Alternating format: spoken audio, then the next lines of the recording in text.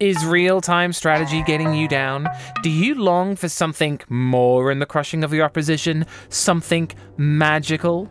Well, have I got the game for you? It's Theme Hospital. I mean, it's Populous the beginning. The only game that not only lets you rain death on your opponents by dropping fireballs from the sky and raising volcanoes up from underneath their feet, but also has the oh-so-familiar real-time strategy trope of having your political ideology, religious beliefs, and entire identity boiled down to the color of your trousers. Ever wondered why seeing a red pair of trousers angered you like a raging bull in a Bugs Bunny cartoon? It's real-time strategy's fault. Just look at this guy. You know he believes in something different to you, and he probably loves the smell of his own farts as well. Populous the Beginning is a real-time strategy game, but also a god game at the same time. Though it's a bit loosey-goosey on its definition of god, but we'll get to that later. You play as an unseen force guiding your shaman and your people to total global domination 25 times before the game is over, with each level being represented as its own cute little planetoid with its own goals, enemies, customizable landscapes, new powers, buildings, hopes, dreams, and other junk. It's a point-and-click game. You mainly use the mouse for everything. You click on a follower and then click on the thing you want them to do. Simplicity itself. But unlike Theme Hospital, it kind of requires you to use the keyboard at certain points to rotate the world, since the landscape in this game is fully 3D. Don't forget to ask your mother for extra pocket money when going out to buy this one, since you might need to upgrade your graphics card to play the game.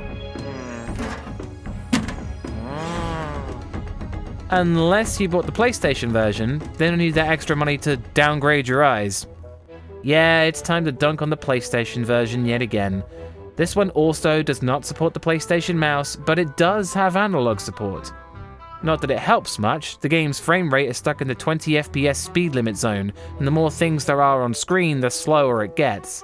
It's hard to control with the analog stick. Using the cursor to drag and select your followers can be really annoying, and it's way too finicky in the middle of a battle to make adjustments in the direction of your followers' rage. That, and it takes a frankly jaw-dropping amount of time to save the game. It's literally in the minutes region, and to even save the game to begin with, you need an entire memory card. That's right, this whole goso of a game takes all 15 memory card slots. Like someone who takes the last seat on the bus and then puts their bag next to them. If you don't have the spare memory card and don't feel like deleting anything, then buckle up, Buttercup, because you're going to be leaving the PlayStation on for the next 10 hours. The game does run a little better on an emulator, but it's like saying that eating glass is slightly more enjoyable if you have it with raspberry jam. But the PlayStation version is the one I'm most familiar with. I mean, it's the one I played when I was small. Just look at that box art. It's a planet and stuff is happening on it. You've got volcanoes and lightning and tornadoes and stuff, and for once you can actually do all of that in the game. It's not a lie. But, oh lord, the PC version is just better, there's no denying it. It even has better and bigger box art. Look at this manual, look at this demon, look at his nipple rings. Whoa, avert your eyes, don't look at his nipple rings, can't show that on YouTube. Anyway, we're getting off topic here, let's get back to the game. The goal of every level is to use your shaman and your people to destroy your opponents. That much is obvious. But how the game progresses is with the Vaults of Knowledge. Nearly every level has one, and your goal is to raid it and steal its secrets. It is morally questionable as to whether you're playing as the good shaman or not, since all you do is steal other people's technologies and then murder them with it. But we are wearing the blue trousers, so stealing is on the table. Most of the time you'll be up against an opponent who already has the technology you seek, and you're to overcome them without it, or steal it first and then use it against them. Most of the levels can play out however you want, and there's a lot of variety in how you can get things done with the sheer number of powers and units you have. There's only a few types of units really, with the Braves being the basic builder unit, the Warriors being Braves but with swords and a passion for push-ups, the Preachers who can convert enemy units to yours, and the Fire Warriors who can fire projectiles from their hands, and then the Spies who are pretty much useless, in my opinion. They all serve their purpose, even the Spies, I guess, and your use of them is only really limited by your creativity. My strategy is to send as many Preachers into an enemy town as early as I possibly can, and cause as mayhem by converting as many of their units as I can before they're all slain in a ridiculous battle with the enemy fighting what was their own people. But Really, you can do whatever. Building a raiding party, send the shaman in solo to cause a ruckus, use your imagination. There's also the town building aspects of the game. You often need to gather together a substantial amount of followers to raise a large army. You need a lot of braves. The numbers you start with is small, but building huts and using the convert spell to turn wild men into blue trouser-wearing patriots allows you to get a decent foothold into the building your army, since all the other game's units are made by sending braves to training huts to train them to be preachers and warriors and so forth. Even though you've created an all-male civilization, building a nice house for them allows them to feel confident enough to split in two, mitosis style I guess. You've also got to consider your town's defenses, since while you're out there doing a little bit of raiding, the enemy AI will almost certainly be thinking the same thing, and they've probably already started raiding you while I've been talking.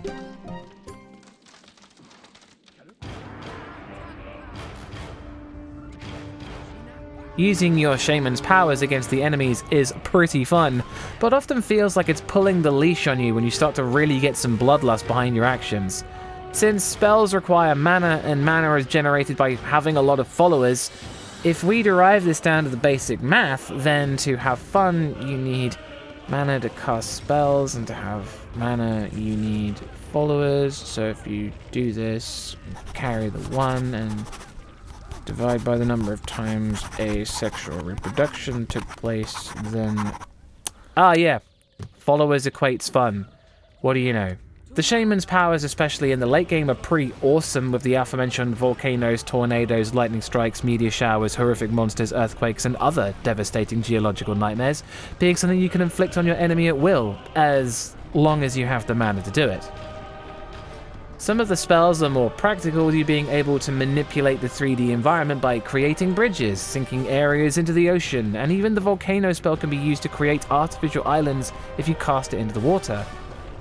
But the paltry mana recharge rate is really what stops you from being an unstoppable powerhouse. Whilst I appreciate it when playing as a shaman for balancing reasons, when the final level creeps up and you become a god, you still have to wait for your spells to charge.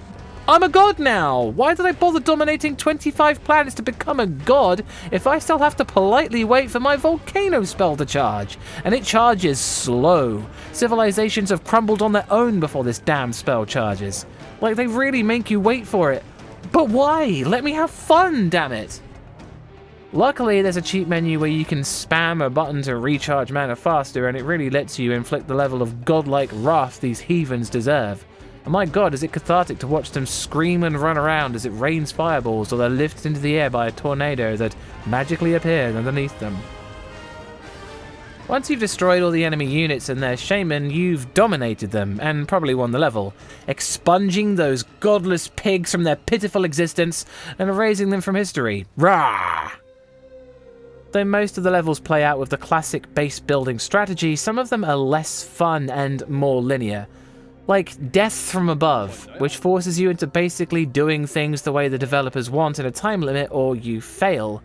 These kind of levels are almost completely joyless to me, since it feels they suck the freedom out of the normal levels, and putting a time limit on it feels stressful and unrewarding, since you often don't get any new tech or spells or anything, except for a shallow victory, like you just completed the maze on the back of a cereal box or something. But one thing that Populous has, and its atmosphere, and tons of it, with the weird looking houses, the classic sound effects, the "fun soon" voice line you'll hear 10 billion times thanks to preachers kicking ass, and then of course the really mystical music that plays in the background.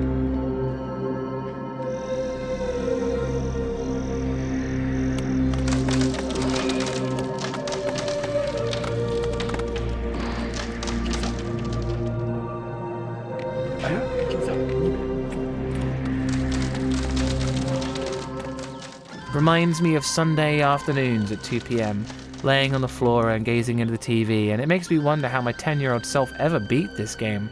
Because some of it's really not that easy, with the enemy AI sometimes being relentless in their generation of new units, and thanks to the CPU being much better at coordinating itself than you could ever hope to be, there's a cheating feeling to it that you often get from old school RTS games.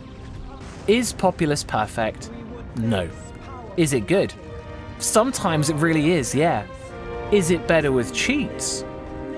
You bet your sweet bippy it is, and you'll know for sure when you stand on the devastated field of destruction where your enemies once stood, their houses razed, their land rendered unusable, their shaman circle of stones reduced to nothing more but a weird circular patch where the faint memory of something stinky resides. You'll know for sure when your followers are jumping around the battlefield and screaming, throwing their hands into the air and doing conga lines, that it was indeed a victory of the highest order, total conquest, leaving your enemies in the dust, because it'll say level complete at the bottom of the screen. Thank you for watching today's review. And if you had your biases confirmed in any way by this review, then I'm glad to have helped. And if you didn't, then that sucks, I'm sorry. Join me next time for more of the same.